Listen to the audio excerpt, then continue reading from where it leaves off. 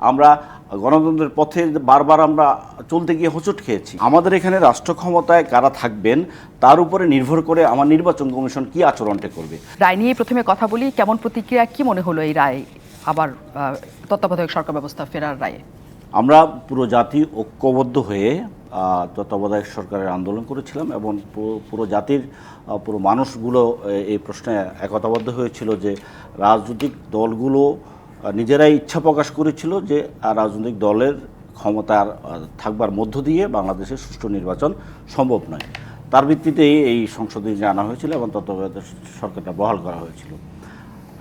এটিকে যখন বাতিল করা হয় পঞ্চদশ সংশোধনের মধ্য দিয়ে, এর মধ্য দিয়ে আওয়ামী যে ফ্যাসিবাদের আজকে আমরা এত বছর পার করলাম সেটির ভিত্তিটাকে মজবুত করা হয়েছে এবং এটির মধ্য দিয়ে বাংলাদেশের ফ্যাসিবাদের যে রূপ আমরা দেখলাম, দুঃশাসনের যে রূপ দেখলাম, সেটি ভোট ছাড়া নির্বাচন করবার, জনগণের উপরে দখলদারিত্ব করবার, ক্ষমতার ব্যবহারের যে নগ্ন নমুনা এবং পুলিশ থেকে শুরু করে সমস্ত বাহিনীগুলোকে ব্যবহার করা, রাজনৈতিক ক্ষমতা, দল, সরকার এবং প্রশাসন, আইনশৃঙ্খলা বাহিনী সব কিছুকে এক বিন্দুতে অবস্থান করার মধ্য দিয়ে ফ্যাসিবাদের চূড়ান্ত রূপ ফ্যাসিস্ট শেখ হাসিনা তৈরি করেছিলেন।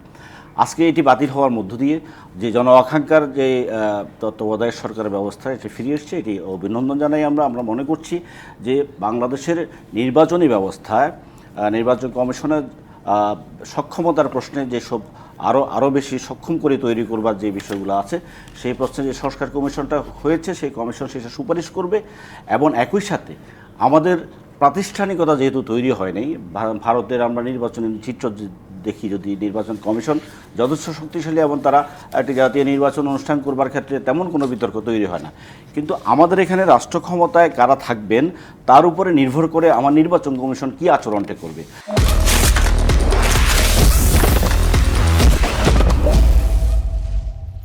তার কতটা ক্ষমতা আছে সেটি বিষয় নয় এবং একই সাথে নির্বাচন কমিশনের যে আওতাভুক্ত যাদেরকে নিয়ে উনি নির্বাচনটি করেন সেটি কিন্তু সব জনবল তার নয়, যার কারণে আপনারা দেখেছেন যে বিভিন্ন সময় তারা নির্বাচন করতে গিয়ে অনেকের বিরুদ্ধে ব্যবস্থা নেওয়ার কথা বলেছেন, কিন্তু সেই ব্যবস্থাটা তারা নিতে পারেন নাই। তারা প্রশাসনকে বলেছেন বা সংশ্লিষ্ট বিভাগকে বলেছেন যে তোমরা ব্যবস্থা নাও। সুতরাং এর মধ্য দিয়ে নির্বাচন কমিশনের যথেষ্ট ক্ষমতা আছে বলে আমরা মনে করি না। চূড়ান্তভাবে এটি বলা যায় যে বাংলাদেশের একটি অন্তর্ভুক্তমূলক অংশগ্রহণমূলক নির্বাচন করতে হলে রাষ্ট্রর ক্ষমতার কেন্দ্রবিন্দুতে রাজনৈতিক দলের থাকবার মধ্য দিয়ে সুষ্ঠু নির্বাচন আপাতত সম্ভব নয়। সেটি আমরা গণতন্ত্রের পথে বারবার আমরা চলতে গিয়ে হোঁচট খেয়েছি। আমরা 96-তে তত্ত্বাবধায়ক সরকারের প্রতিষ্ঠা করবার পরে এই পরের সময়গুলো আমরা দেখছি যে আমরা গণতন্ত্রের উল্টো পথে হেঁটেছি।